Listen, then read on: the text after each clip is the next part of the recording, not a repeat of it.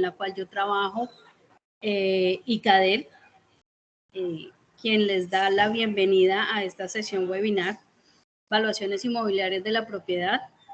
En esta ocasión nos acompaña una persona muy querida para nosotros.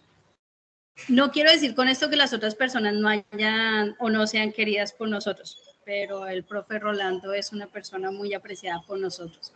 Nos acompaña el ingeniero Rolando Cerrut, profesor de la Universidad de Panamá desde 1994 en la Facultad de Ciencias Naturales Exactas y Tecnología y más recientemente en la Facultad de Ingeniería. Profesor en la Facultad de Ingeniería Civil de la Universidad Tecnológica y de la UNMA por 10 años, gestor y coordinador de Ingeniería en Topografía y Geodesia por 12 años, ingeniero máster en Formulación, Evaluación y Administración de Proyectos, especialista internacional en Catastro, Multipropósito y Evaluación, máster internacional en Catastro, Multipropósito y Evaluación y colaborador de la ACP por más de 15 años. Desde ICADEL, muchísimas gracias, profe, por acompañarnos. Le doy la bienvenida y el auditorio es suyo.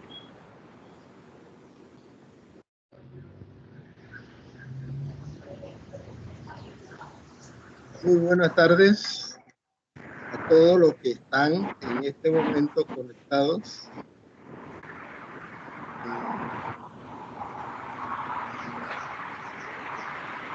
Por invitación de la señorita Aide de ICADEL Grupo, vamos a ofrecerles un conversatorio sobre el tema de evaluación. Tenemos un esquema, un plan muy general de los temas que intentamos mencionar aquí en este conversatorio. Y los tengo en pantalla ahorita, algunos conceptos generales de algunos temas muy relacionados con el de evaluación, el catastro, que no puede faltar como una base cartográfica fundamental para este tipo de trabajo, criterios de evaluación, los métodos más usualmente utilizados en evaluación, la información que debe contener un informe pericial o de avalúo, como se le llama aquí en Panamá, y algunas características de los peritos que hacen los avalúos. Eso es más o menos el alcance de esta conversación que vamos a tener enseguida. Empezando con los conceptos generales, siempre hay que remitirse a algo histórico. Todo el que ha estudiado ingeniería que tiene que ver también con topografía, siempre le ponen como ejemplo el oficio de agrimensura, de lo que se hacía en tiempos del inicio de las organizaciones familiares. Vean que es por allá por el año 3000 antes de Cristo. Y la idea es que veamos que desde aquella época ya se tenían conceptos muy definidos sobre la agrimensura, que es una herramienta muy útil, como vamos a seguir viendo en la siguiente.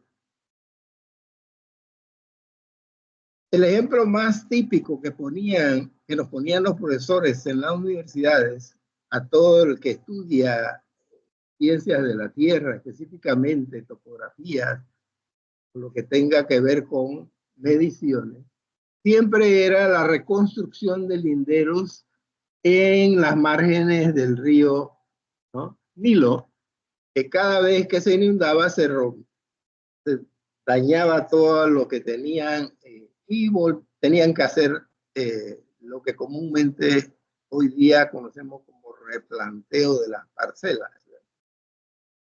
Y así sucesivamente fueron desarrollándose. Luego vino el concepto de propiedad. Esto también tiene su origen por allá. Y se empezaba en la época prehistórica de que la persona, cuando se asentaba en un sitio, automáticamente era dueño de lo que había en el sitio donde estaba. Y desde el momento en que él puso en una madera flexible un hilo y hizo un arco, entonces se convertía automáticamente en propietario de todo lo que cazaba con esa arma. Y así sucesivamente fueron las diferentes culturas egipcios, cada una tiene su aporte a este concepto de la propiedad hasta que se perfecciona. Ahí tenemos los primeros pueblos, Babilonia, Egipto, Roma, donde la jurisprudencia marcó realmente la ley en la mayoría de los países. Códigos civiles, constituciones, tienen mucha información de esto que se estableció en aquella época en Roma. También es importante en este recorrido que vamos a hacer conocer algunas definiciones. Y también es importante para aquellos que quieren incursionar en este tema, saber dónde está esto especificado como norma legal. La propiedad, ¿qué es la propiedad? Pues, el derecho de poseer, usar, disfrutar y aprovechar una cosa, ¿no? La propiedad raíz, que es la propiedad inmueble, la suma de los derechos tangibles e intangibles sobre la tierra y las mejoras. Y así sucesivamente. Propiedad tangible, que es propiedad física, la propiedad intangible, que es la evidencia de los derechos de propiedad, patente, derechos y demás. Esos son términos que deben conocer toda la persona que esté en estos temas de catastro, de privación. Todo eso es importante. En nuestra legislación, la mayoría de estas terminologías la encuentran en el Código Civil. Tiene capítulos sobre este tipo de propiedad, la propiedad, servidumbre, derechos y responsabilidades, qué es bien mueble, qué es bien inmueble. Todo eso se encuentra en nuestra legislación y en el Código Civil. Los derechos que sobre una propiedad tiene una persona. Y asimismo, como tenemos derechos, también hay limitaciones con el gobierno, limitaciones que se ponen de forma particular, como pueden ver allí. Pues el gobierno puede expropiar para un beneficio común, ¿verdad? Puede regular el uso de un bien público y puede poner el poder policíaco, puede confiscar, puede ponerle gravámenes, en fin, toda una serie de limitaciones que también podemos notar en las normas de desarrollo. Cuando buscamos las normas de desarrollo, estas indican lo que se puede hacer en una propiedad, no lo que el dueño quiere hacer. Es algo similar en ese sentido. Otro concepto que es el que nos va a llevar a la metodología usada para evaluación de bienes inmuebles es el concepto de valor, ¿verdad? Y empieza por allá, por la Edad Media. Las actividades económicas en ese entonces estaban totalmente sujetas a estimaciones éticas y se consideraba que era inmoral vender un objeto o algo a un precio mayor de su valor real. Y ya el concepto de valor estaba inmerso en todas estas actividades.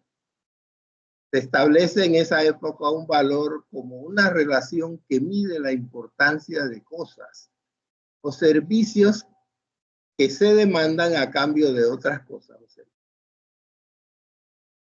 Al final, pues, el señor Tomás de Aquino, en su obra Suma Teológica, establece el valor real y el precio justo. Vean que son dos conceptos que están actualmente utilizados en los procesos valuatorios.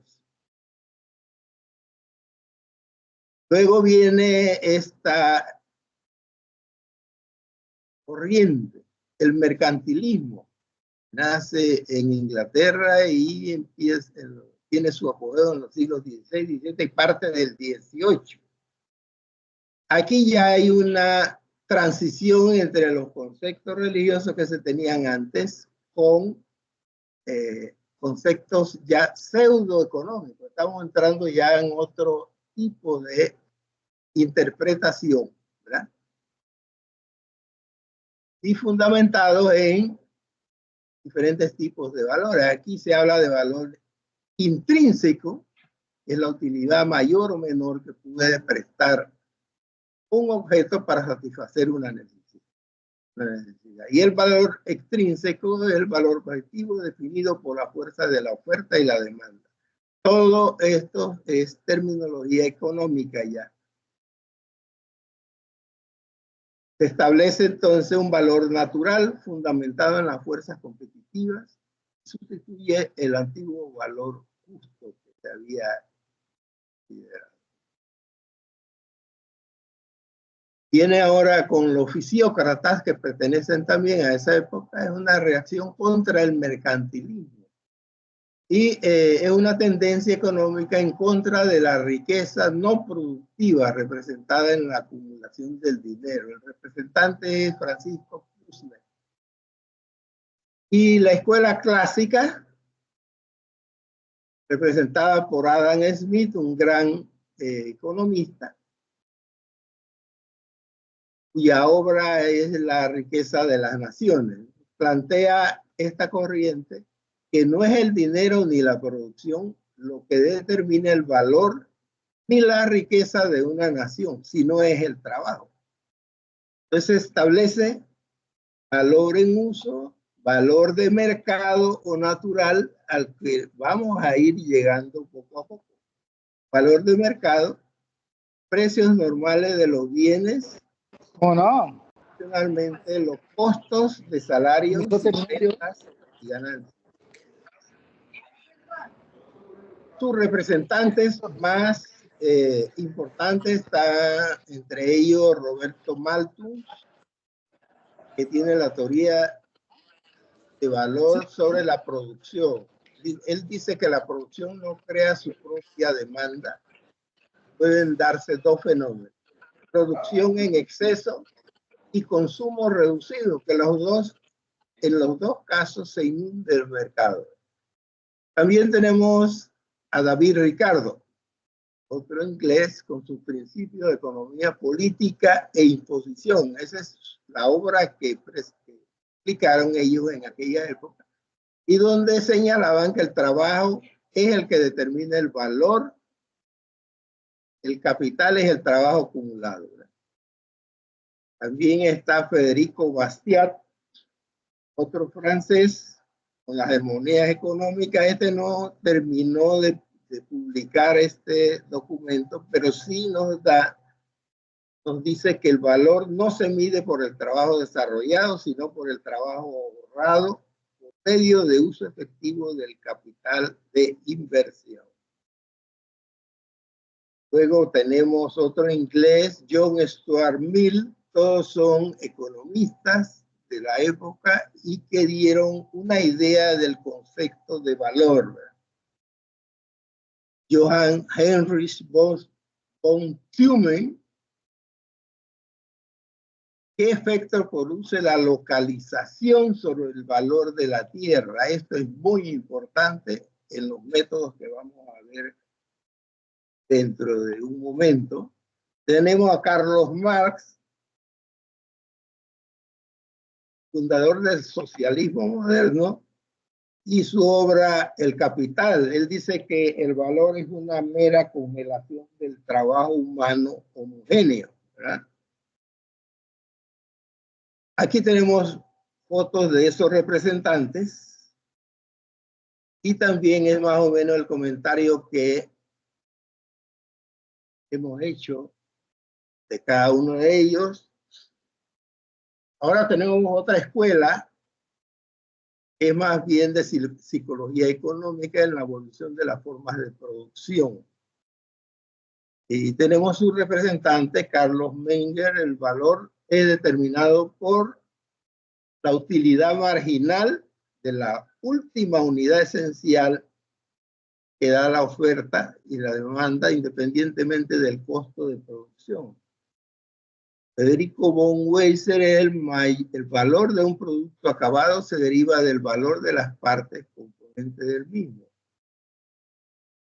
Eugenio von Baut, el valor presente es la suma de descuentos de derechos futuros de ingresos de capital. Esto es importante, esto lo aplicamos también más adelante.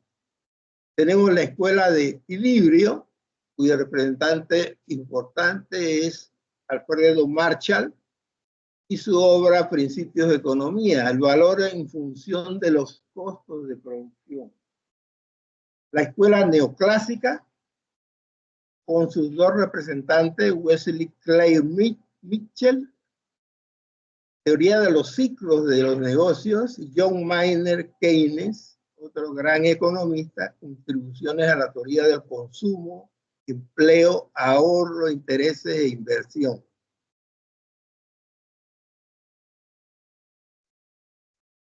Otro tema de capital importancia que también debe conocer quien incursione en el tema valuatorio es conceptos del catastro.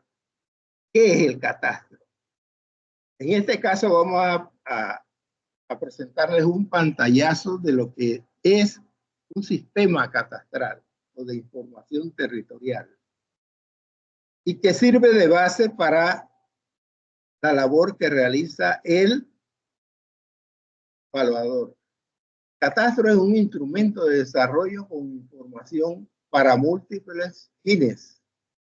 Todo lo que vemos aquí alrededor de este mundo es lo que genera un sistema catastral. Tenemos seguridad jurídica de la propiedad, tenemos aumento en la inversión cuando todo está ordenado, el ordenamiento del territorio, aumento del valor de la propiedad, tenemos conservación ambiental, facilidad de entrar al mercado de tierras, solución de conflictos, hipotecas y acceso al crédito, definición de límites municipales y nacionales, y planificación y usos del suelo, entre otras cosas que podemos hacer uso en un sistema de información del territorio. El catastro hoy día lo vemos en una forma tradicional y también tenemos un concepto más moderno que llamamos entonces catastro multipropósito. El modelo tradicional del catastro se compone de tres elementos importantes: un elemento físico, un elemento jurídico y un elemento económico.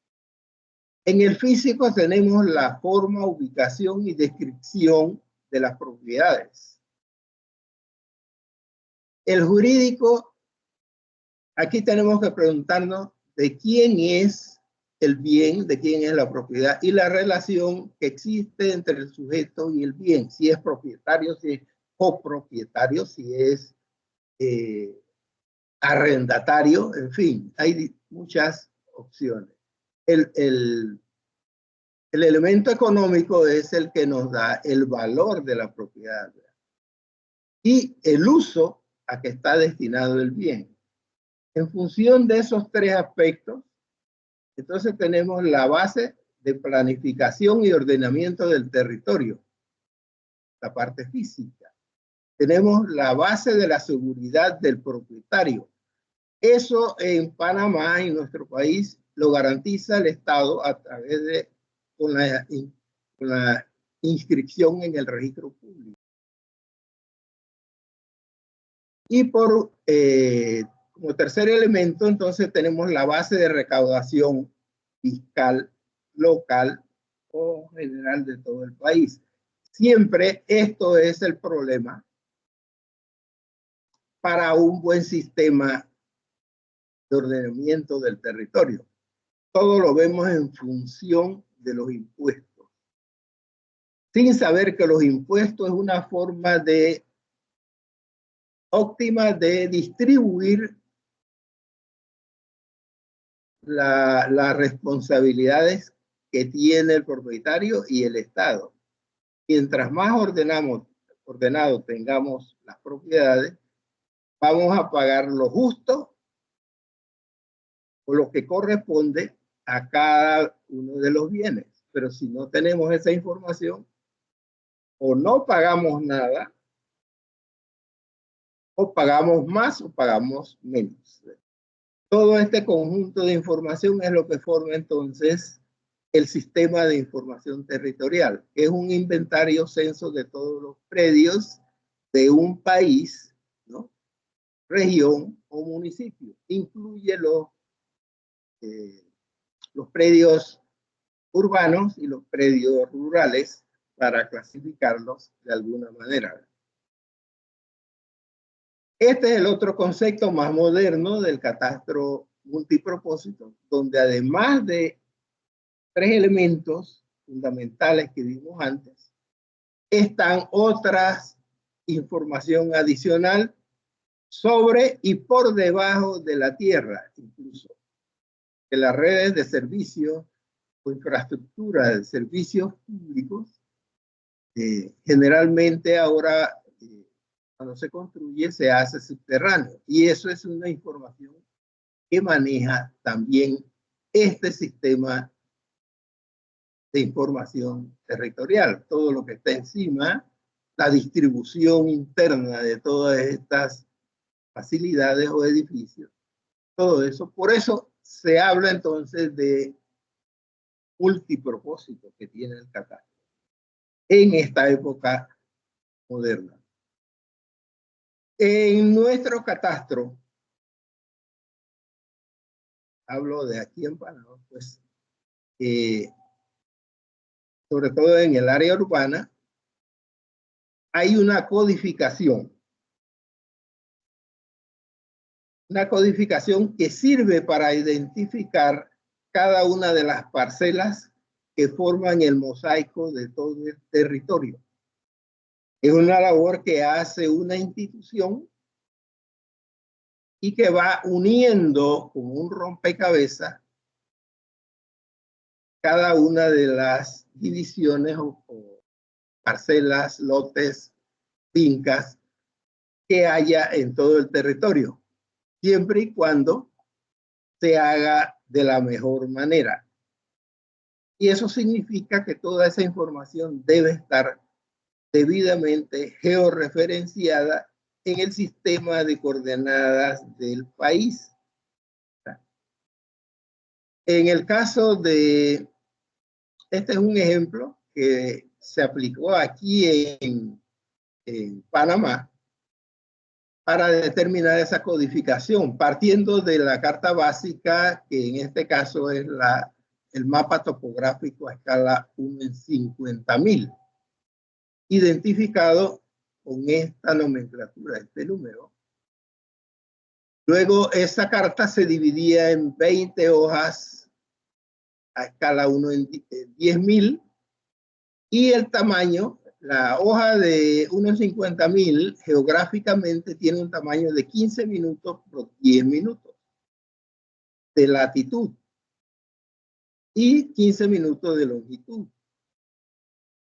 Cada una de las hojas en que se dividía esa carta ahora tiene un tamaño de 3 minutos por 2 minutos y medio en latitud. Y cada una de esas 20 hojas fue dividida en 54 hojas a escala 1 en 1000, con un tamaño de 22.5 segundos por 18.75 segundos de latitud. Esa es la carta 1 en 1000 del catastro urbano.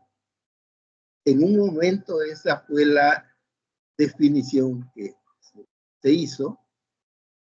En los registros, como les dije, todos deben estar georreferenciados. No importa la información que tengan, todos deben estar debidamente georreferenciados sobre mapa básico, con una base geodésica que es el sistema de coordenadas del país. En nuestro caso, pues el WGS 84, que se adoptó por ley en el año 2006. Esto es una forma general de una estructura de una base de datos con información del territorio. Tenemos construcción, suelo, valor, categorías de vías, los impuestos, la división político-administrativa, todo eso es parte de una base de datos del territorio. Algunos subsistemas y sistemas que al final del camino vamos a tener en un buen sistema catastral. Ahora, ustedes se van a preguntar, pero ¿por qué estamos viendo tanta cosa? Ya veremos al final que cualquier planificador, no importa el área que tenga, sería muy importante y de mucho beneficio sentarse frente a su computadora y poder jalar de las diferentes instituciones o de una sola base de datos la información que requiere para sus planes de desarrollo regional, nacional, en fin, y no tener que hacer lo que hoy día tenemos que andar en 5, 6 instituciones, donde cada una tiene un tiempo para dar una respuesta. Entonces, de eso se trata todo este ordenamiento. Y vean lo que tenemos, lo que podemos tener dentro de esa misma base de datos que ordena el territorio. Datos de las fincas, como ejemplos generales, su localización geográfica, el tipo de parcela, superficie construida, el propietario, la norma de desarrollo, uso, si hay algún copropietario, inscripción, todas identificadas con este código numérico que es el que nace en la hoja 50.000. En este caso ya este es el número de la hoja 4242.1. Este es el número de la hoja a escala 1 en 10.000. Este es el número de la hoja a escala 1 en 1000. Y esta es una numeración continua de todas las parcelas desde 1 hasta donde llegue y que están dentro de esa hoja 1 en 1000. También tenemos datos del suelo, de la parcela, su localización, superficie, forma, fondo, topografía, grado de urbanización, tipo de construcción. En la parcela, factores de ajuste al valor, el valor del suelo, En fin, tenemos conceptos del valor sobre la vía, valor unitario, valores de la edificación, grado de urbanización, costo de urbanización. De la misma construcción, tenemos el tipo de construcción, número de piso, el destino, fecha de construcción, superficie, datos de acabado, estado de conservación, valor de construcción. ¿Sí? Tenemos los impuestos como que nunca van a faltar a nombre ya de un contribuyente. Apellido y nombre, su domicilio, localización, destino predominante, valor del suelo, valor de la construcción, valor total, la tasa imposible. O el impuesto de inmueble como es aquí en Panamá. Como les decía, ya en el catastro multipropósito, esta información de los servicios básicos ya es posible tenerla disponible en un sistema de información territorial. Todo esto que ven aquí es en el territorio de la antigua zona del canal y son servicios básicos subterráneos, ¿verdad?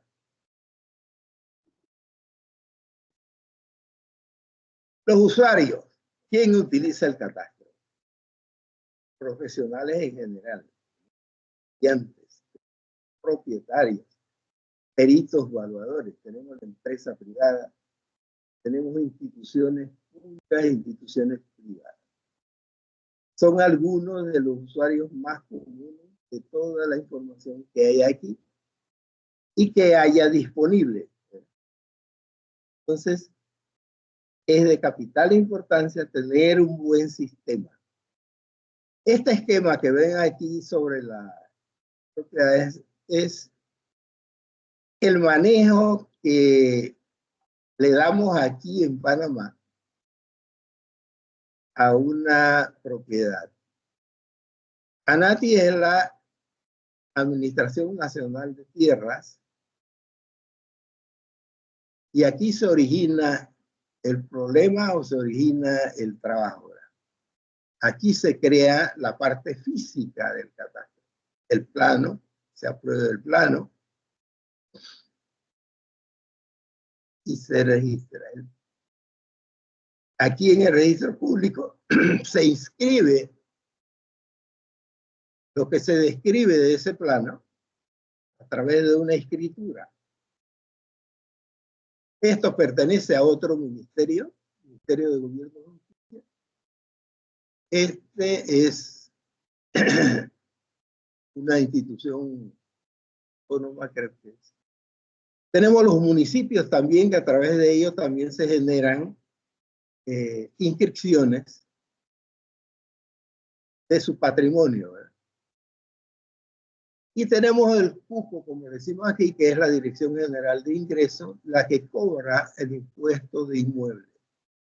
Entonces, como ven, la información que se genera aquí automáticamente con el sistema se pasa a las demás instituciones, de ANATI al registro público, de ANATI a la Dirección General de Ingresos y también en estas otras dos, y a los municipios también. De manera que al final es totalmente controlado. Y aún así pues, hay mucha evasión de los impuestos, que es algo ideal que los gobiernos deben optimizar y que les ayudaría a solucionar este tipo de problemas. Ahora sí llegamos a el tema. Después de ese recorrido que hemos hecho en esos momentos de historia, concepto de valor, el concepto de la propiedad, la base del catastro, entonces ahora vamos a ver algunos métodos de evaluación comúnmente utilizados tanto aquí en Panamá como en otros países. Influencia de la teoría del valor en la evaluación. todo ese recorrido, como les decía, y las principales teorías en las diferentes épocas nos conducen a ir a una teoría del valor aceptada en nuestros días y que nos da ideas de las diversas escuelas económicas. O sea, el concepto actual de estos tres métodos más usuales fueron originados en estas escuelas: la clásica, la austríaca, la neoclásica y la moderna. Estos conceptos que hay aquí y que se definen ya como un método de evaluación salieron o nacieron de esas escuelas económicas. El método de costo adoptado de la escuela clásica, con énfasis en el costo de reposición que el costo de reproducción. Eso lo veremos ahorita más detallado. El método de ingreso que se aplica actualmente toma la utilidad como medida de valor y viene de la escuela austriaca. El método de mercado presta atención preferencial a las fuerzas del mercado que actúan a corto plazo sobre la oferta y la demanda.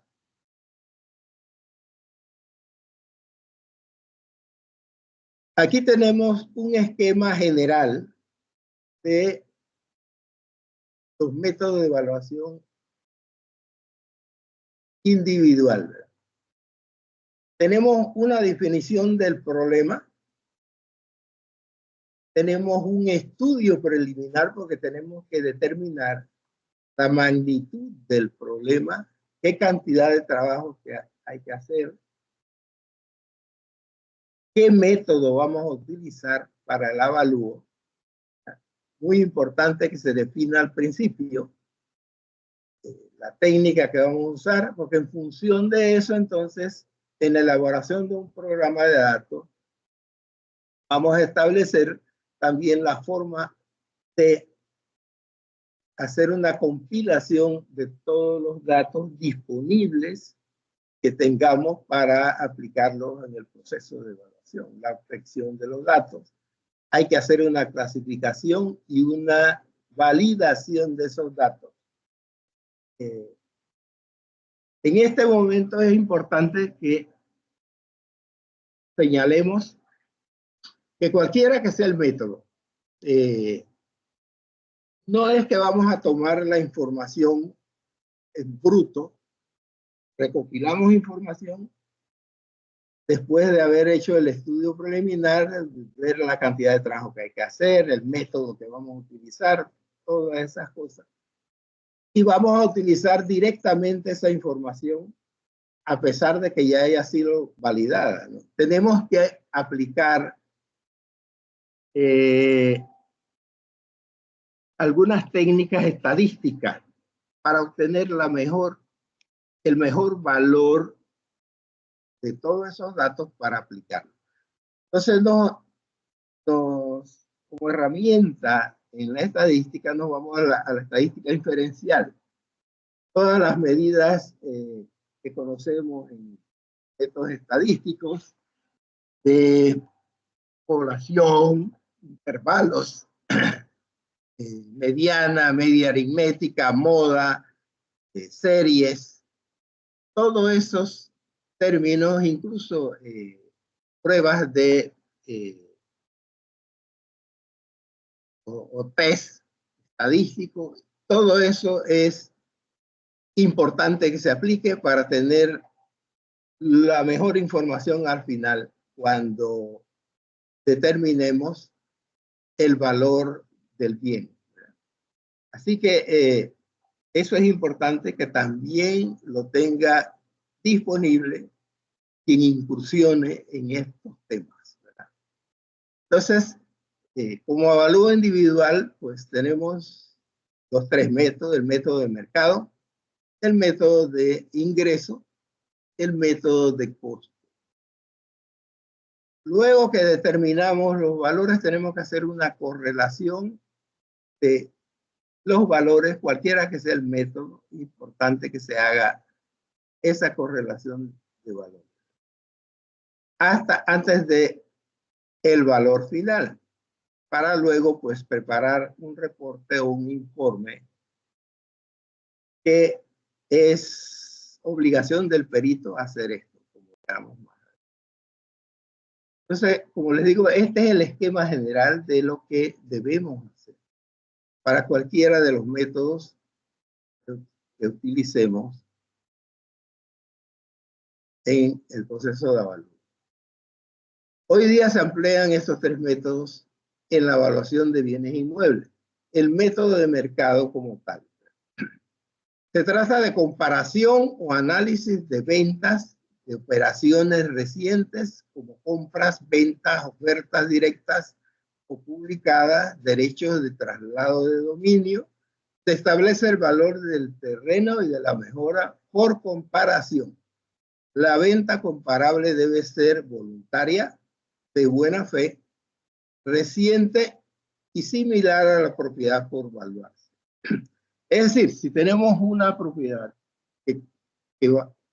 la cual le vamos a determinar el valor con este método, pues tenemos que hacer una especie de polígono alrededor e investigar todas las propiedades que tienen características similares a las que vamos a evaluar en ese polígono. Y esas características incluyen tamaño, de la superficie, materiales de construcción, distribución espacial, para usar términos de arquitectura, ¿no? Todos los materiales de construcción, en fin. Toda esa información es la que podemos comparar en ese perímetro. Podemos encontrar, qué sé yo, 4, 5, 6. Entonces le aplicamos la parte estadística y sacamos, ¿no?, la información que nos interesa para este método de mercado. ¿Qué trata? Es de comparar. Vean el esquema del mismo método: comparación directa de ventas, de extracción, uso, desarrollo anticipado. A veces tenemos áreas cercanas cuyo desarrollo diferido ya conocemos anticipadamente porque el Ministerio de Vivienda nos lo dice. En comparación directa de ventas en un tiempo determinado, por supuesto, comparación con observaciones de mercado, valor indicado, comparación con observaciones de mercado, valor. Esas investigación incluyen publicaciones en el periódico, investigaciones en bancos, de el movimiento inmobiliario, investigación en el registro público, investigación de profesionales de la construcción.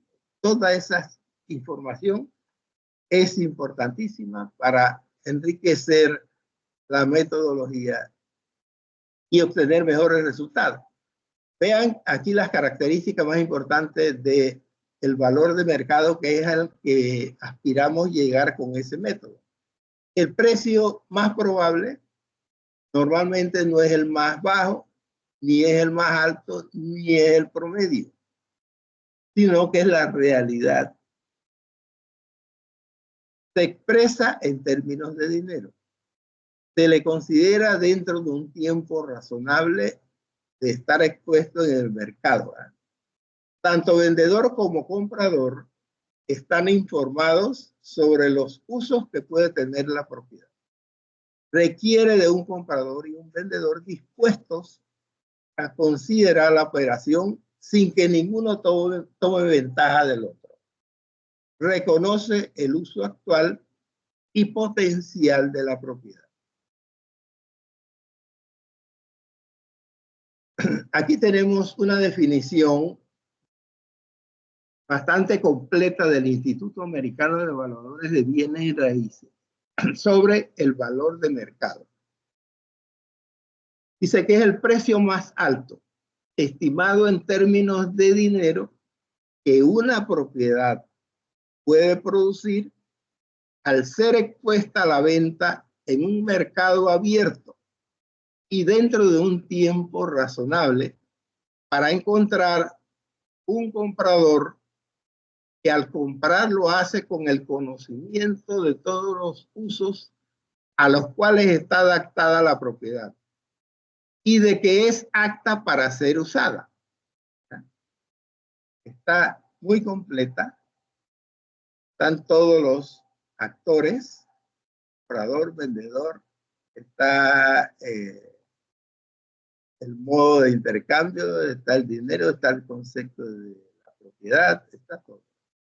Ahora, el método de ingreso se basa en la teoría de que el valor de una propiedad, tanto del terreno como de sus mejoras, está en función de su productividad o capacidad de producir ingresos bajo un programa de uso óptimo. Sustituye el método de mercado donde no hay operaciones, donde no hay terreno sin construir y se requiere el valor del terreno exclusivamente y donde hay compras con fines de especulación. Cuando hablamos de ingreso, casi siempre orientamos todo el concepto a la rentabilidad que tiene el terreno, o sea, ingreso en función de la renta. Aquí está el esquema. Tenemos formas de llegar al valor del terreno. Capitalización directa. Tenemos ingreso, solo pago, nivel perpetuo, nivel finito, finito descendente, lineal, evaluación en sitio, capitalización de rentas, métodos de capitalización, línea recta, fondo decreciente, anualidad. Estos son conceptos contabilizables que, por supuesto, aquí no podemos entrarnos a detallar tanta cosa porque el tiempo es nuestro peor enemigo en las técnicas residual de tierra, residual de mejora. Indudablemente que este tema es objeto de muchos webinars, por la cantidad de información. Cuando queremos entrar en el detalle, cálculos y demás, es ya de mucho tiempo. El método de costo de sustitución, método basado en la suposición de que el costo de reproducción o sustitución es el límite superior del valor.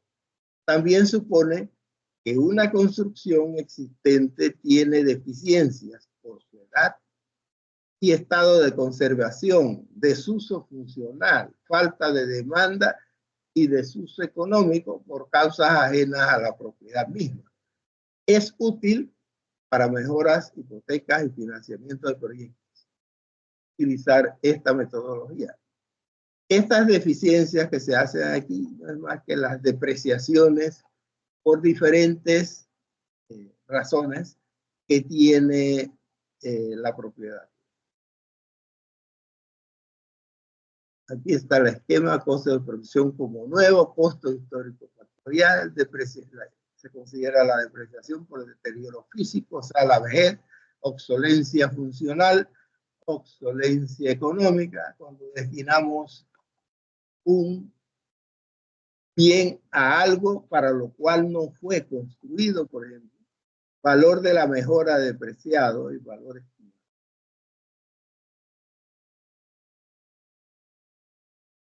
Elementos que deben tomarse en cuenta para establecer costos. Costos directos. Los trabajadores, materiales, supervisión, servicios de agua, electricidad, renta de equipo, instalación. Costos indirectos.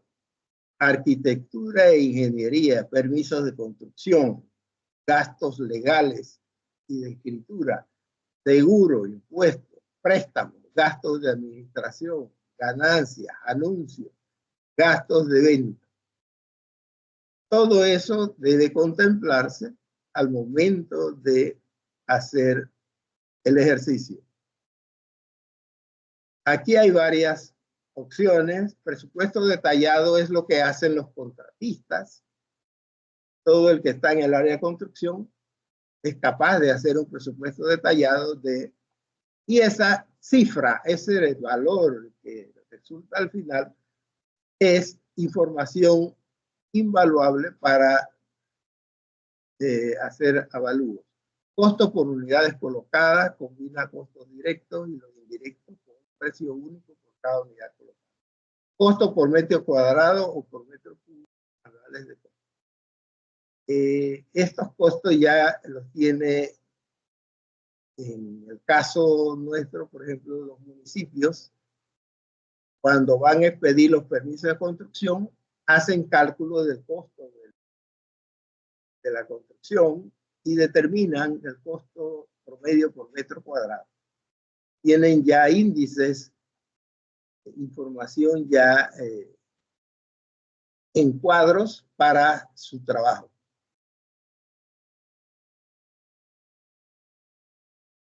El método de coste es uno de los más utilizados en el ámbito urbano, figurando en la mayor parte de las normativas que regulan un procedimiento de valoración, especialmente evasivo, de bienes de esta naturaleza. Sirve para determinar el valor de reemplazamiento, reposición. Es prácticamente el mismo concepto. El método de costo-reposición y el método de costo de reproducción. La versatilidad y universalidad le permite múltiples aplicaciones, estando especialmente indicado en el siguiente supuesto. El cálculo de las inversiones necesarias para reemplazar un inmueble, el cálculo de las inversiones realizadas durante el proceso de construcción, el cálculo del valor seguro, deduciendo el valor del suelo, la obtención del valor de la tasación. Tasación en algunos casos es lo mismo que evaluación. Estimación de la obra realizada, en fin. Esto es una repetición de tanta información. Y aquí ya están las fórmulas de algunos casos. Costo de reposición básico. El valor del terreno en el que se encuentra el edificio o en la estimación del coste de reemplazamiento de reposición bruto. Se suman todas las inversiones necesarias para obtener un inmueble a nuevo con las características y grados de satisfacción de las utilidades que tiene o tenía el que es objeto de la tasación. El valor del terreno en el que se encuentra el edificio o el del edificio a rehabilitar. El coste de la edificación y de las obras de rehabilitación. Los gastos necesarios para realizar el reemplazamiento. Todas las propuestas se orientan hacia la siguiente relación, en la que el valor del bien es proporcional a la suma del valor del suelo y de la construcción. Es la relación que tenemos aquí, valor del bien, valor del suelo más el de la construcción.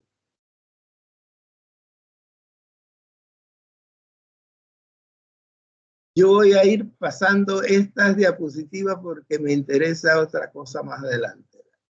Y se nos agota el espacio. Bien. En la determinación del valor existen fuerzas que afectan la estimación.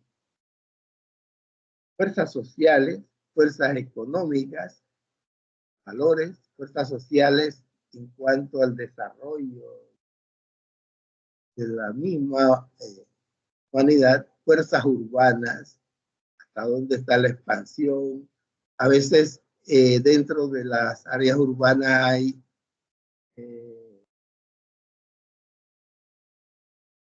poblados que al hacer un avalúo general lo que hacen, en lugar de mostrarse como una protuberancia, se manifiesta en el sentido contrario, como si fuera una excavación.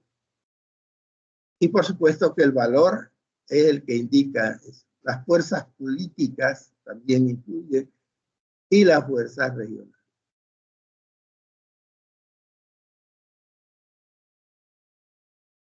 Esto ya estaba.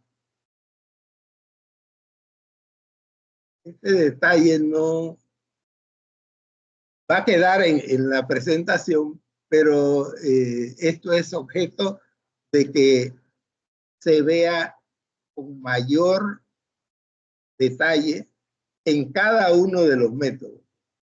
Este cálculo que tenemos aquí, que obedece a este gráfico, es producto de una evaluación masiva, la cual les voy a mencionar porque es un ejercicio de investigación que hicimos en un sector como muestra aquí en la ciudad de Panamá, para aplicar un sistema de avalúo masivo de la propiedad y que se llama como avalúo masivo utilizando la nivelación económica del suelo. Eso lo hicimos buscando varios propósitos. Uno de los principales era ver que la aplicación de esa metodología era buena para aplicarse en avalúos masivos. Otra, que se elimina con un gran porcentaje el concepto de subjetividad que en todos los métodos de evaluación está presente, aunque digamos lo contrario.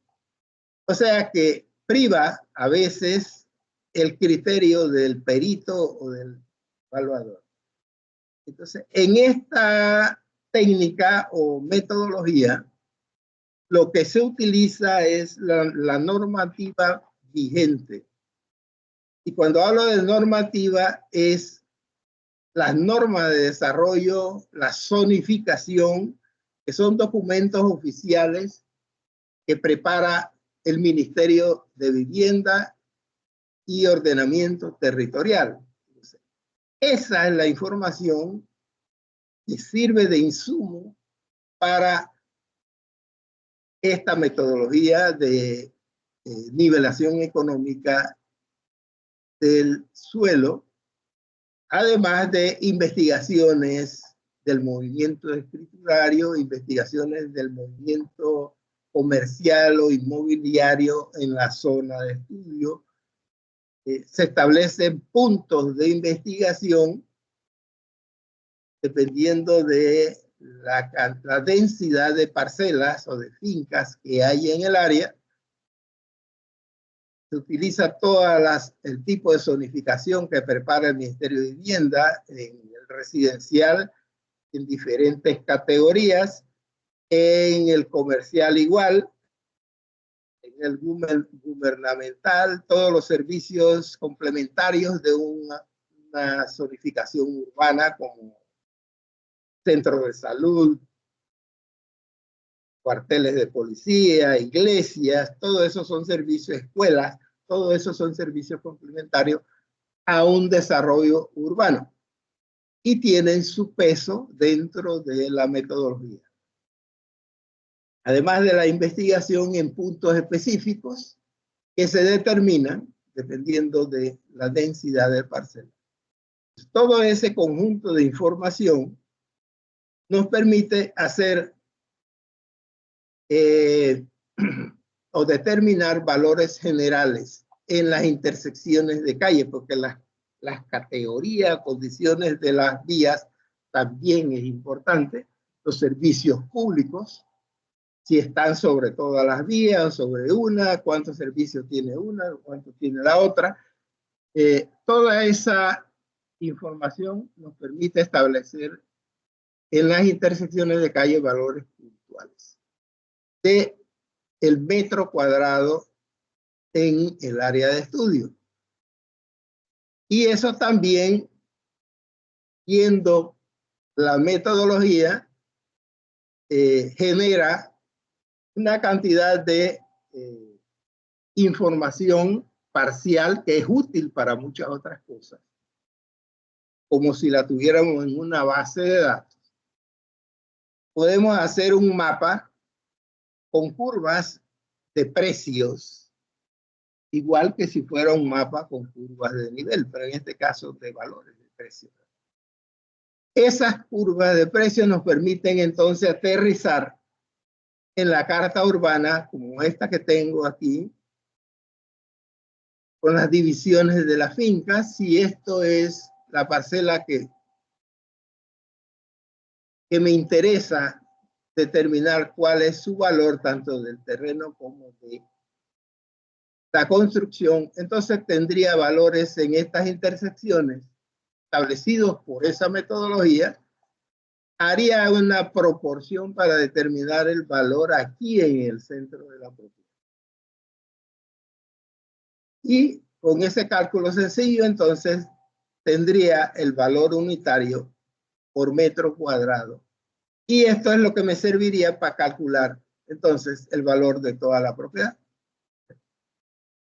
Entonces, como pueden ver, toda la información, salvo la que investigamos, pero igual, también esa que investigamos es una información real, porque está en el registro público, está en las transacciones bancarias, está en las publicaciones que hacen los periódicos que se vende tal propiedad circundante del área en estudio, y ahí se establece un precio de referencia. Todo eso, pues, es lo que se maneja para llegar a determinar el valor de la propiedad. Y entonces nos permite tener, como les dije, informaciones parciales. Tendríamos un mapa de toda el área que muestra con las curvas de isoprecios cómo es el comportamiento del valor en el área de estudio. Y eso, pues, gráficamente se puede notar que en la medida que van aumentando el precio, asimismo va la conformación de las curvas de isoprecio.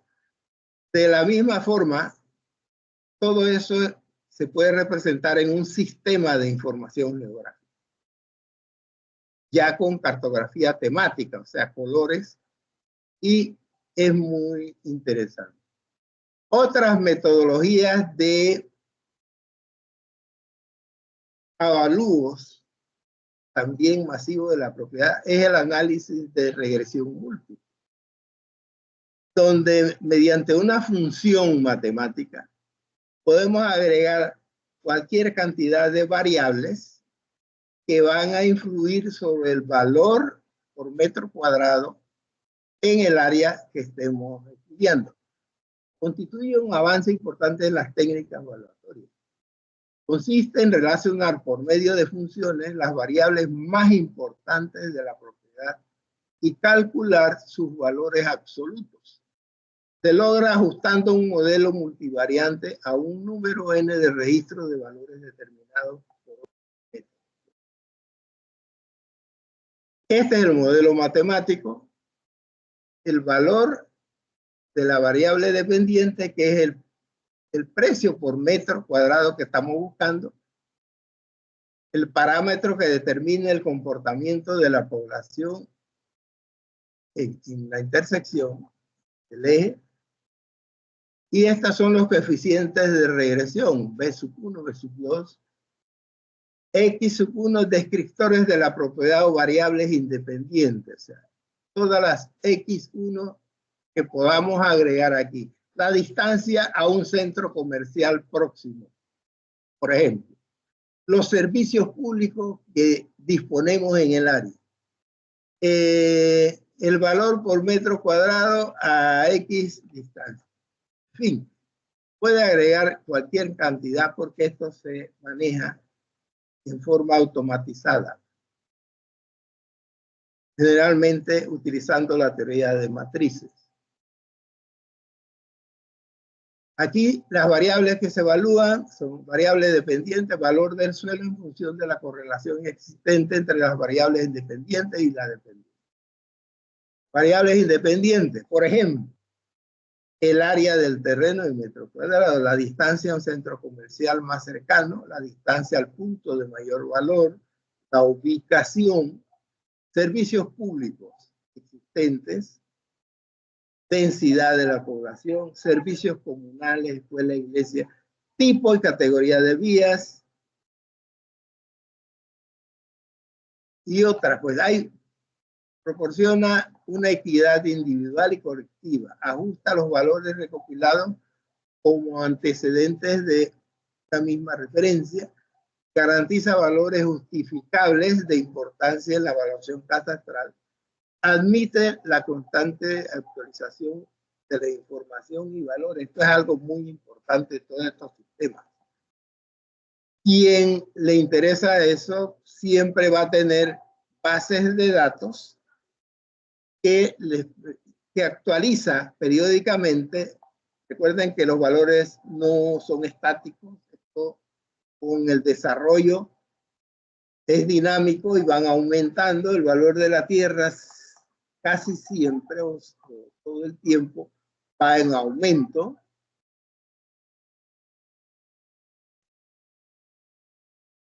Así que son técnicas que abarcan mucha información. Y por supuesto que la parte estadística hay que atenderla, que todo esto que está aquí es parte estadística entre las variables que se están considerando.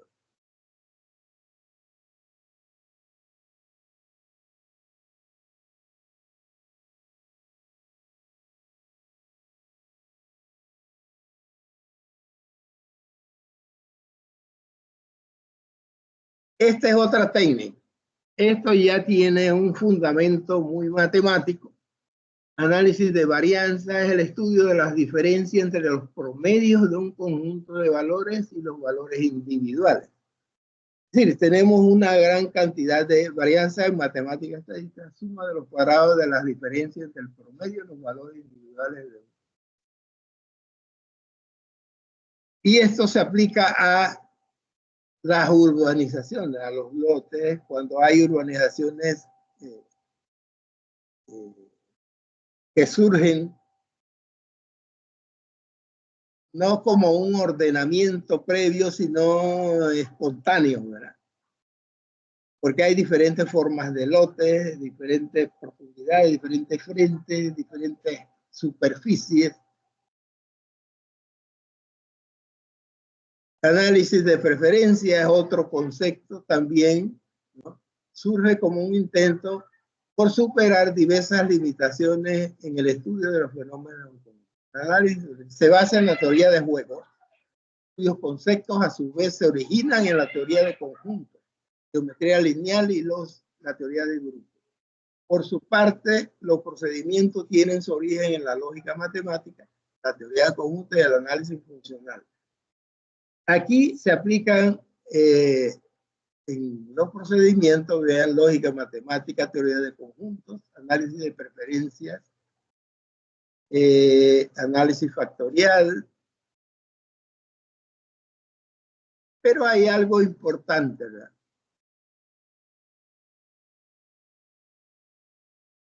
Aquí tenemos que utilizar es importante ver las formas de los terrenos, superficie, la ubicación, ese tipo de variables de lote analizadas en el método de preferencias en la evaluación urbana. Forma en zona residencial, forma en zona comercial, frente, fondo, superficie, ubicación dentro de la manzana, topografía o pendiente, factor por zona de ubicación, orientación, la relación frente-fondo. Todas estas cosas las utiliza también quien hace las normas de desarrollo.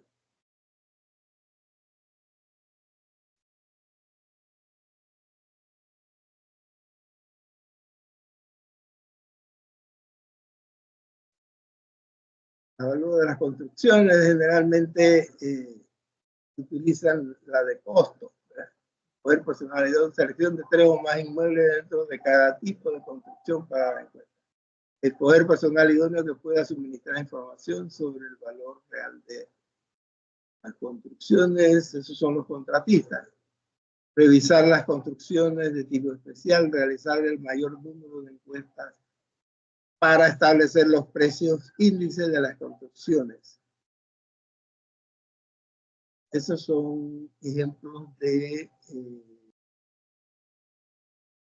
Aquí existen manuales con este tipo de información, las utilizaba el catastro en su momento.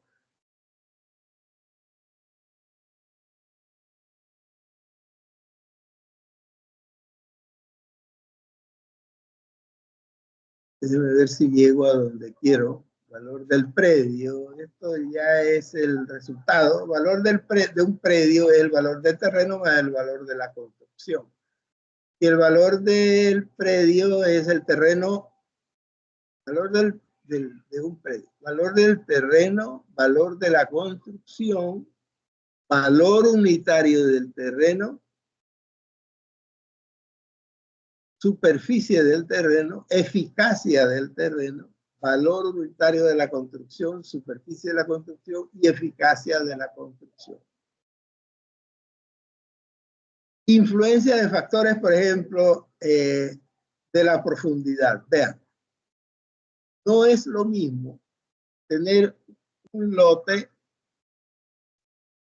con esta profundidad de 50 metros, 10 metros de frente, que uno de 10 por 30. Es casi un lote típico para el desarrollo urbano en Panamá, por ejemplo, ¿verdad? Aunque ya, pues, este que sería la parcela típica, se ha ido a la mínima, que es de 150, incluso hasta de menos área, dependiendo de el tipo de desarrollo. Pero lo importante aquí es que cada uno de estos tiene una influencia sobre la propiedad, que es calculable. Igual tenemos el frente. Vean la superficie que tenemos aquí, uno de 750, uno de 600, 300, 225. Cada uno tiene un frente diferente. 7,5, 10, 20, 25, todos con una profundidad igual.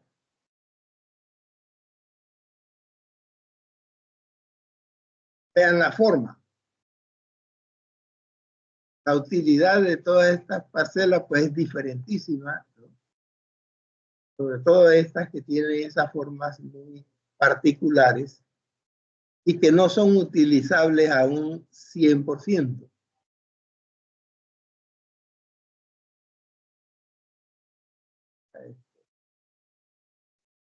Se copió de nuevo. Pues la depreciación, pues esto es aplicado sobre todas las construcciones. Aquí, por ejemplo, dice, para asignar el coeficiente correspondiente a la depreciación física, debido a la antigüedad, es necesario fijar, en primer lugar, la vida útil del inmueble. En el capítulo 12 incluyó las propuestas que suelen ser y que se toman como referencia. Acá en el cuadro, por ejemplo, tenemos edificios de uso residencial y viviendas. la edad, todas las mejoras se construyen con un periodo de vida determinado, ¿verdad? Edificios de uso de oficinas, 75 años, edificios comerciales y locales comerciales, 50, edificios industriales, pueblos ligados a la explotación económica, 35 años. En función de eso, pues entonces se establece o se calcula la depreciación.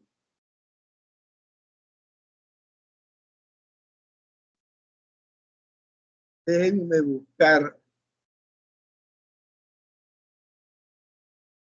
Tengo demasiada información aquí, pero no llego a la parte que me interesa. Bien. Tranquilo, profe, no se preocupe. Tómese su tiempo.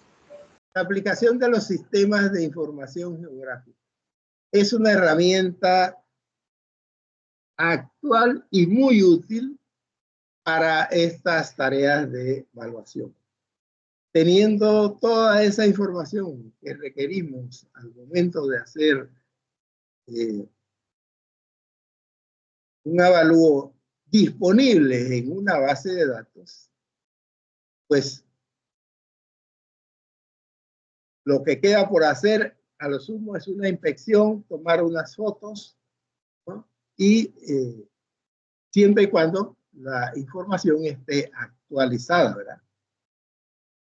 Entonces todo eso se puede manejar en un sistema de información geográfica con una base de datos paralela donde tenemos mapas, tenemos tablas con información de cada uno de los bienes o de las parcelas, lotes, fincas, de manera que podamos manejar eso independientemente y con el que necesitemos. Podemos hacer filtros que nos permiten llegar al punto que queremos. Todo esto, por supuesto, que está georreferenciado en los sistemas de coordenadas correspondientes.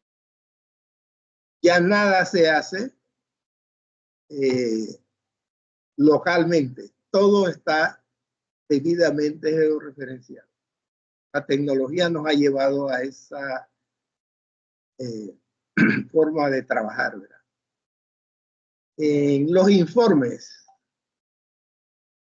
siempre que hagamos un trabajo de este tipo, es necesario presentar la información de todo el proceso en un informe, en una carpeta. Eso es a criterio de cada uno, si lo presenta bonito, si lo presenta con la información necesaria, pero algunos de los aspectos que deben contemplarse en un informe de avalúo, tenemos aquí información básica del bien, la ubicación en la división político-administrativa. En el caso de Panamá tenemos provincia, distrito y corregimiento. Incluso también la dirección por calle y avenida. Tenemos titulación, si tiene número de finca, si está inscrito, si el propietario, su información de todos los generales del propietario, la información general del sector. Aquí tenemos que contemplar la zonificación, norma de desarrollo, servicios públicos, en fin, categoría de calles, tipo de calles, el material construido, normas urbanísticas vigentes, es importante, descripción general de la construcción, si es que tenemos la construcción, especificaciones constructivas y acabados, o sea, de qué está hecho, y es mitad madera, mitad concreto, en fin. Metodología utilizada para el avalúo, eso es importante. Consideraciones generales sobre esa línea, sobre la metodología. el movimiento inmobiliario que hay en el área, análisis de los resultados, o sea, su validación, características para enajenación temprana,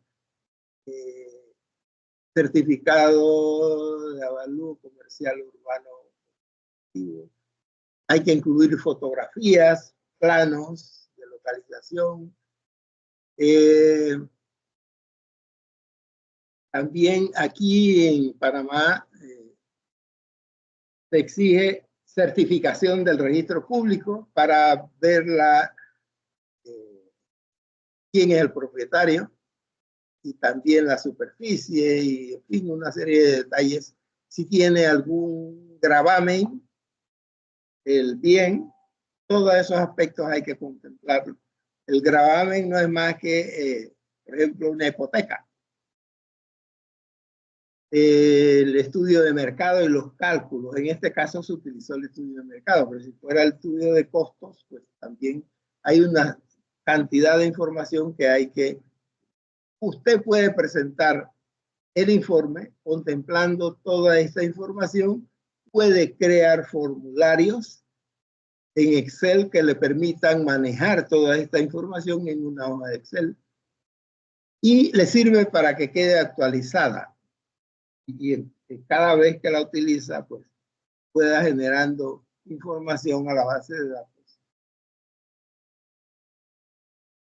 que mantiene, ¿verdad? Entonces es lo que se estila.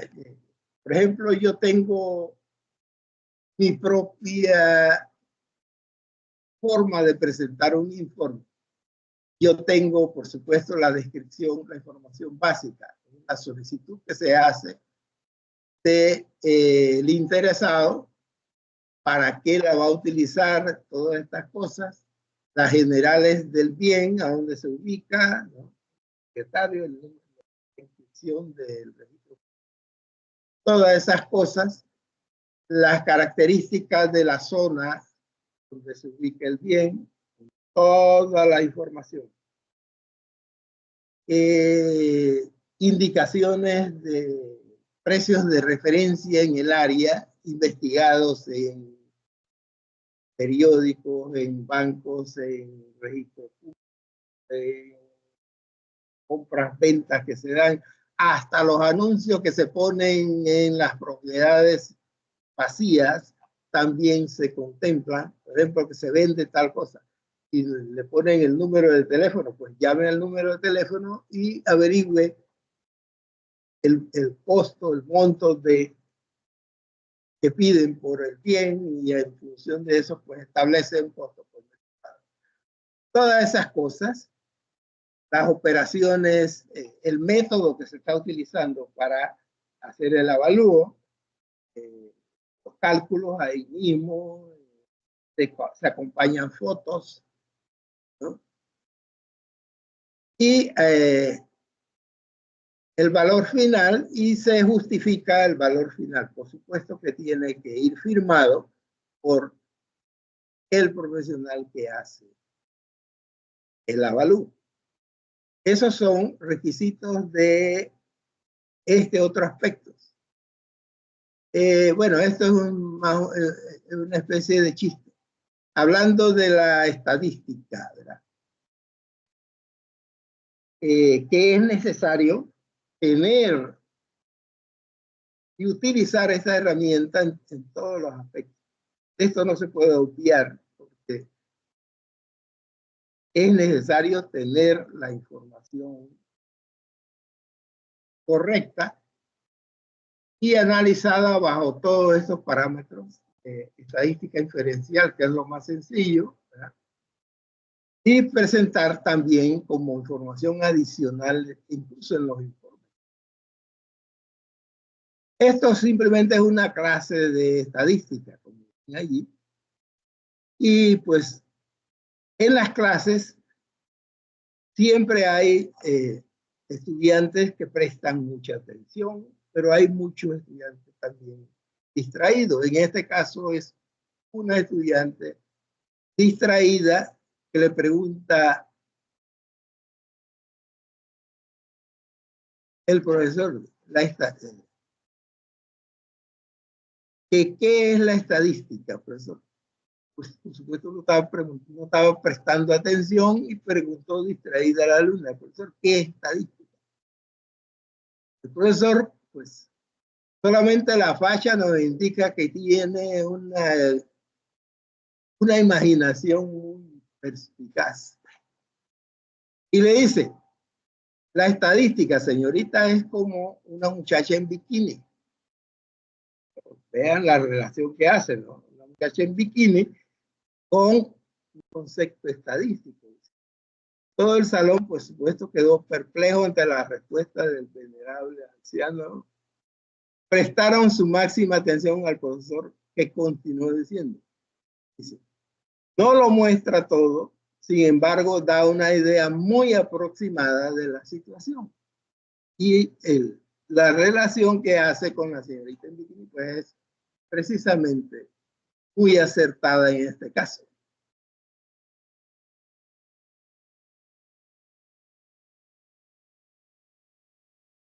Esto es ya un detalle de algunas características que debe tener el perito. El perito es el profesional legalmente habilitado, idóneo y especialista convocado para realizar una pericia.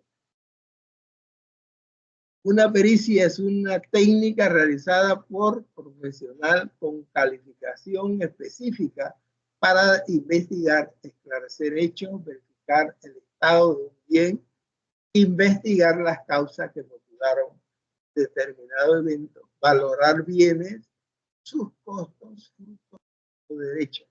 Esto es una norma aplicada a la evaluación del medio ambiente y como ven aquí la referencia es un documento utilizado en Brasil, es como la Biblia para ellos y donde ellos especifican todo este tipo de terminología, pero es aplicable a todos los aspectos de evaluación. Toda esta información es de ese tipo. Y sobre los peritos. Un perito evaluador es un profesional con título, cédulas. Cuando hablamos de cédulas es certificado de idoneidad por una institución correspondiente. Posee los conocimientos teóricos y prácticos de evaluación y tiene la facultad para inspeccionar cualquier asunto sobre temas de su especialidad en el sector público o privado. Vean que se habla de profesional con título, certificado. Generalmente, en casi todos los países, este tema está asociado al perfil profesional de ingeniería y arquitectura. No obstante, las demás ingenierías, no importa cuál tipo de ingeniería, pero siempre está dentro de los perfiles profesionales que en el caso nuestro hace la Junta Técnica de Ingeniería y Arquitectura de la SPIA. La SPIA es la Sociedad Panameña de Ingenieros y Arquitectos. Entonces, dentro del perfil profesional de cada una de las ingenierías, de cada una de las especialidades en arquitectura, siempre se contempla la posibilidad de que el profesional pueda realizar avalúos a la propiedad inmueble. También se conoce como tasador, como decimos, o evaluador. Es un profesional especializado en determinar el valor económico o monetario de un bien, propiedad o activo. Su principal función es realizar una evaluación imparcial y objetiva. Dos términos a los cuales he hecho mucho énfasis en esta conversación, porque él no puede favorecer al propietario por el fin que tiene de hacer un avalúo.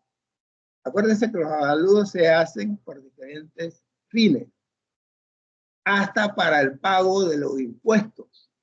Entonces, es un pecado hacer un avalúo para fines de impuestos y ponerle un valor por el piso, porque eso es un cuchillo de doble filo. Cuando el propietario quiera hacer una transacción comercial, entonces se ve afectado por el valor inscrito en el registro público que tiene el bien. Pero le favorece en el sentido de que a lo mejor no paga el impuesto que le corresponde. Objetivo. O sea, su criterio no debe imperar en estos sistemas. Debe ser imparcial y objetivo. La subjetividad debe quedar por fuera de todo este proceso para determinar el valor justo de un objeto o propiedad en el mercado. Eso es muy importante porque cualquier informe de evaluación puede generar muchas cosas. Puede incluso generar problemas en los procesos siguientes de compraventa, de una herencia, de división de una herencia en partes proporcionales, en fin. Por eso es que el informe tiene un responsable y ese responsable no es más que el perito y por eso él debe justificar todo lo que hace. La evaluación realizada por un perito evaluador es utilizada en diversos contextos, como transacciones de compra o venta de propiedades, trámites legales, seguros, herencias, préstamos hipotecarios, fusiones y adquisiciones empresariales y disputas legales. Su opinión y valoración son consideradas fundamentales para tomar decisiones financieras y legales basadas en el valor real de un bien. Es importante destacar que los peritos evaluadores deben seguir estándares profesionales y éticos, y su trabajo puede requerir la realización de inspecciones, investigaciones de mercado, análisis de datos y la elaboración de informes detallados que respalden su valoración. Esta última parte es de vital importancia que se tenga presente siempre para todos los especialistas. Con este resumen cerramos esta primera parte.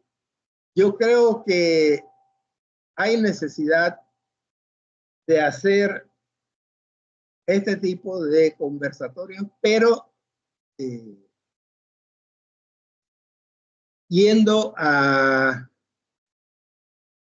o sea, achicando el espacio en el sentido de presentar uno o a lo sumo dos de las metodologías utilizadas en cada uno de nuestros países. Eso pues ya sería aterrizar sobre la aplicación de cada uno de esos, los procedimientos hechos ya con valores reales, que es la forma como se comprende más el mensaje de cada uno de los métodos. Así que espero que este no sea el último y espero que nos podamos encontrar en otro momento y bajo otras circunstancias.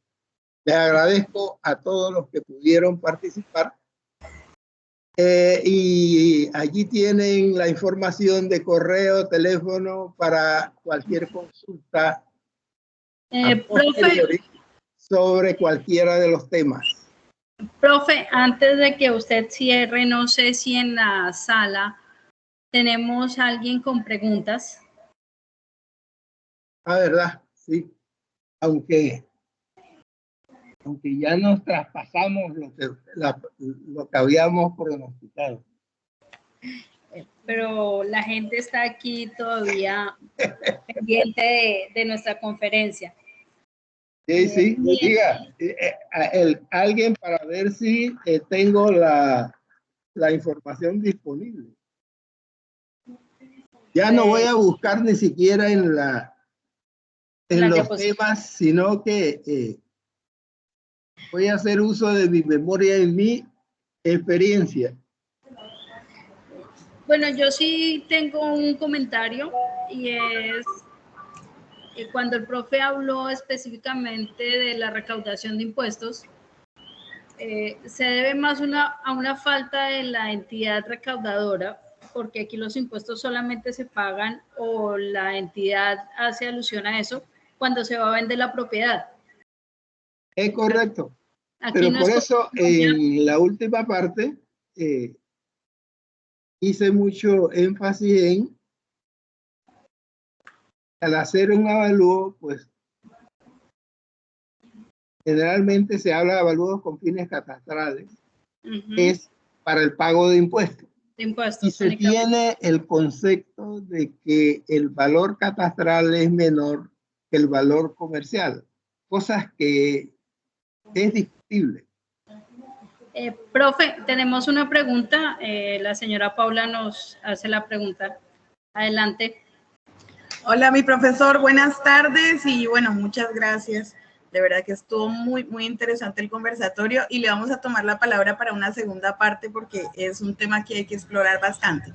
Profesor, más o menos de lo que yo pude escuchar y de lo que le pude entender, realmente no hay un lugar donde se pueda definir el valor de todas las tierras en Panamá. Igualmente, ¿hay algún lugar donde pudiera definirse el valor constructivo por barrio o por zona?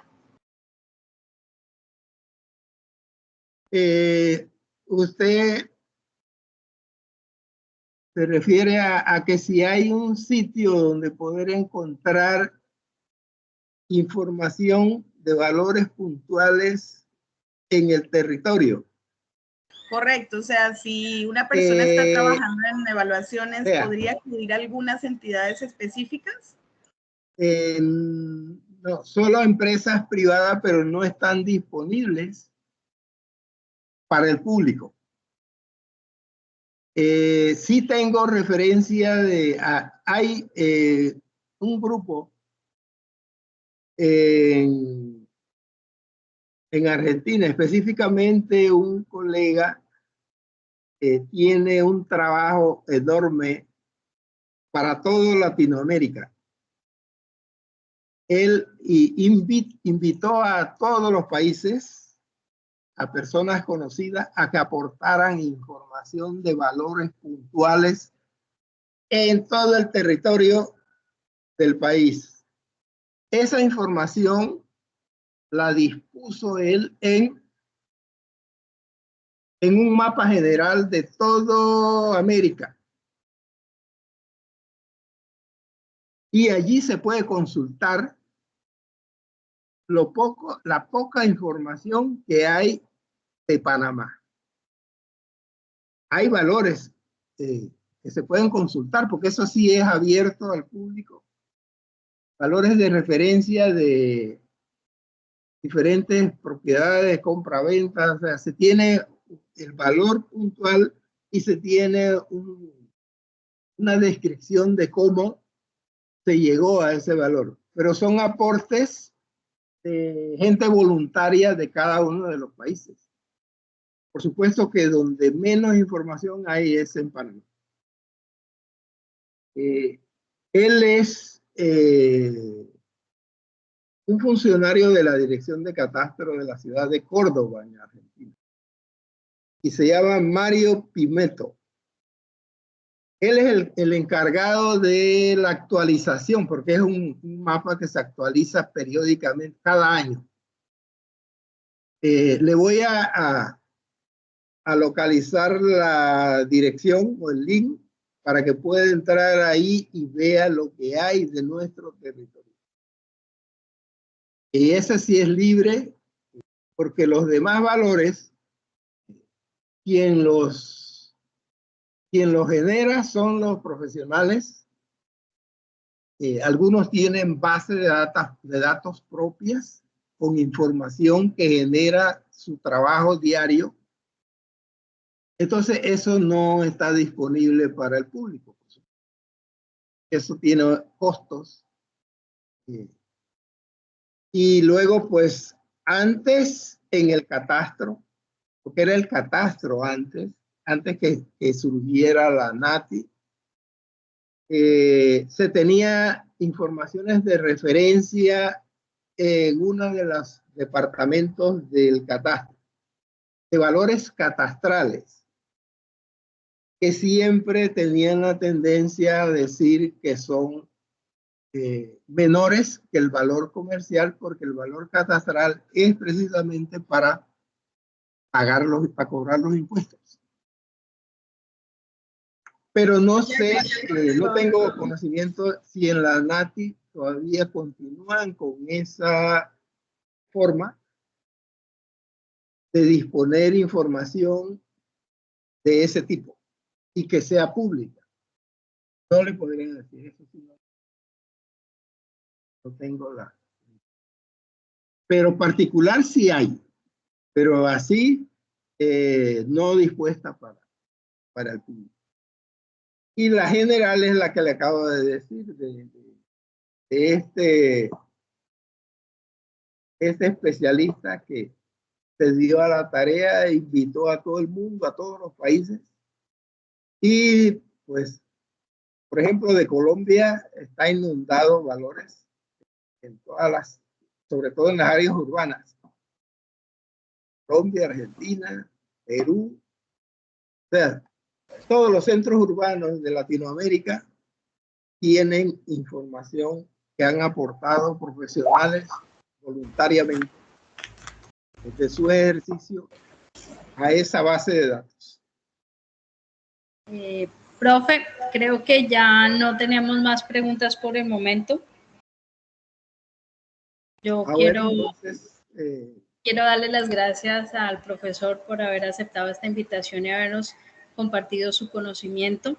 También darle las gracias a todos los participantes, los que aún nos acompañan y los que ya no están. En el chat les he dejado nuestras redes sociales para que nos sigan. También el link de nuestro canal en YouTube. Esta conferencia ha sido grabada y en el transcurso de esta semana se subirá cuando ya el video quede descargado de esta plataforma. De igual manera, queremos invitarlos a nuestro próximo webinar, que será el 30 de mayo a las 3:30. Les estaremos enviando la publicidad cuando ya esté lista, pero será un webinar bastante interesante, al igual que este, sobre la selección de equipos topográficos. Esperamos que también puedan asistir. Y también queremos invitarlos a compartir con nosotros la celebración de nuestros 15 años. ICADEL está cumpliendo este año 15 años en Panamá y queremos compartir con ustedes una tarde el día 7 de junio, un brunch para que todos nos acompañen, se acerquen a nuestras oficinas, compartan con nosotros. Y eso es por ahora. Vamos a tener unas sorpresitas para los que nos acompañen. Tenemos un usuario con la mano levantada. Lorena, por favor, le abres el micrófono.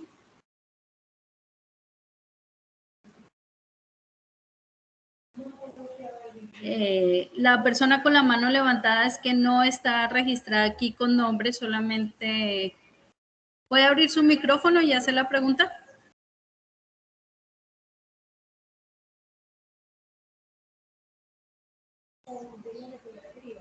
O nos puede escribir la pregunta porque veo que no se abre el micrófono.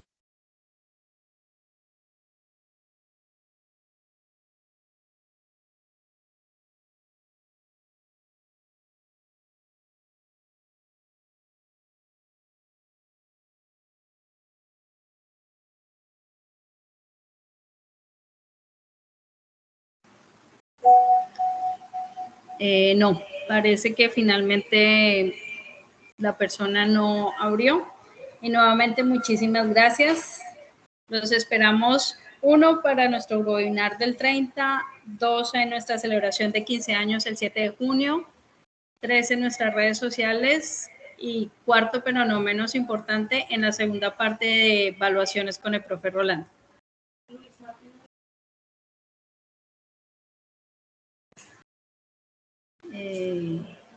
Estamos esperando, Luis Martínez nos escribe.